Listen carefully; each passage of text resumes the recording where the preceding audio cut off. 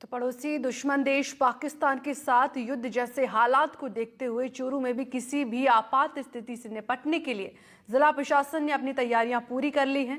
इसी के मद्देनजर जिले भर में मॉक ड्रिल कर अपनी तैयारियों को परखा जा रहा है।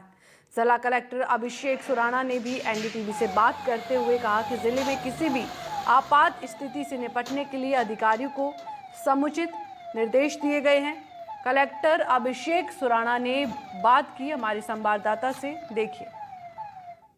भारत के ऑपरेशन सिंदूर के बाद अब बौखलाया पाकिस्तान की ओर से भी सीमा पार से गोलाबारी की जा रही है। हमारे साथ जिला कलेक्टर अभिषेक सुराणा साहब है। सर, जिस प्रकार से वर्तमान में हालात हैं, इस हालात को देखते हुए जिला प्रशासन किस तरह से तैयार है? देखिए, मैं आपके माध्यम से समस्त हमारे चुरू वासियों को ये कहना चाहूँगा, कल जिस तरह से हमारी मॉक ड्रिल हुई और रात को ब्लैकआउट में एक तो सारे चुरू वासियों ने ग्राउंड स्तर तक मतलब जिस तरह का सपोर्ट दिखाया, तो वो वास्तव में बहुत ही काबिले तारीफ़ है। उससे एक प्रदर्शित होता है कि हमारे यहाँ के लोग कितने जागरूक हैं और किसी भी समय में आपदा की स्थिति में सब मिलकर एकजुट होकर काम करने के लिए सक्षम हैं। दूसरा, इसी को ध्यान में रखते हुए एक तो हमारे अस्पतालों में जो व्यवस्थाएँ हैं उसको लेकर हमने विशेष डायरेक्शन कर हमारे PMO साहब और CMHO साहब और हमारे सभी उपखंड अधिकारियों को दिए हैं। PSC CSC लेवल तक हमारे डॉक्टर्स उपलब्ध रहें किसी भी आपदा की स्थिति के लिए, और स्पेशली इमरजेंसी और ट्रॉमा में जो चीज़ें काम आती है, चाहे सेलाइन हो, चाहे गॉज बैंडेजेस हो, चाहे पट्टियाँ हो, इनकी अवेलेबिलिटी हम वहाँ पे सुनिश्चित करें। दूसरा, हमारे सब डिवीज़न लेवल पे हम मॉक ड्रिल्स करा रहे हैं ताकि हमारी उस लेवल पे भी एक बार प्रिपेयर्डनेस क्या है वो चेक हो जाए।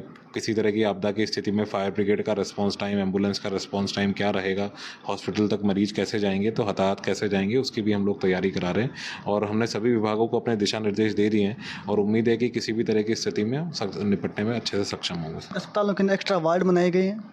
देखिए, एक तो चुरू का जो DBH अस्पताल है उसमें चूंकि बर्न वार्ड पहले था, वो नहीं अभी बीच में उसको सर्जरी के साथ शामिल कर लिया था, तो एक तो उस वार्ड को हमने अलग करने के निर्देश दे दिए हैं।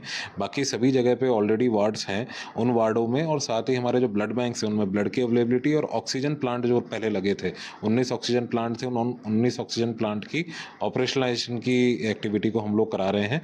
और हमारे जो स्टाफ है वो अपने हेडक्वार्टर पर रहे, चिकित्सा स्टाफ, ये हमने सुनिश्चित करा है। सभी कर्मचारी छुट्टियां निरस्त कर दी गई। चिकित्सा जो हमारे चिकित्सा सेवा के जो डॉक्टर्स हैं उनके लिए हमने करा है, अभी बाकियों के लिए निर्देश अभी जारी नहीं हुआ। यदि कोई आपात स्थिति आती है तो उसके लिए क्या अपील रहेगी आपकी, पैनिक नहीं हो?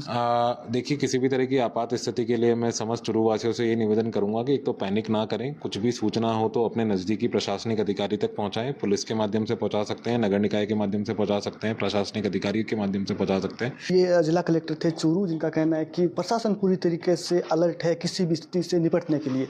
NDTV के लिए चूरू से गजेंद्र सिंह। तो